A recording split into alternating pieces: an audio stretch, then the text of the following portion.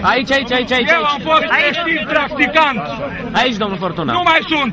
Nu mai sunt între altele pentru această atitudine a unor lideri, a unor biserici și special a bisericii creștine ortodoxe române.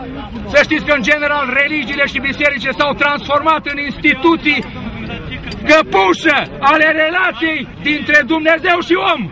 Astea sunt bisericile în momentul de față, multe dintre ele. Nu pot să vorbesc despre toate în general, dar această biserică așa este. Uitați-vă cum se ehlizește în mijlocul lor și cum îl susțin toți clericii dintr-o anumită religie.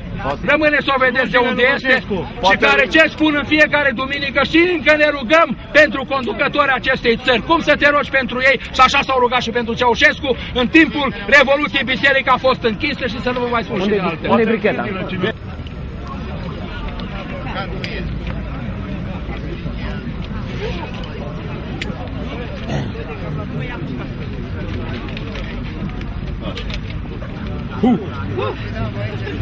Mai puțin duhuri acolo, de aia. Jos cu ei. Fără țigară. Actualul patriarh al României, care n-a avut răbdare să moară cel vechi. Știți cum a murit fostul patriarh? A murit cu zile de septicemie, s-a dus să se opereze de prostată și a ieșit cu picioarele înainte la un spital din București, în care șeful instituției sau șeful compartimentului de terapie intensivă era un mason. Și așa s-a făcut loc unui alt mason. Trebuie să știți că masonii nu cred în Dumnezeu în niciunei religii care există în momentul de față. Pentru ei Dumnezeu se numește Marele Arhitect al Universului. Sorin Frunză Verde și alții ăștia l-au propulsat în postura respectivă.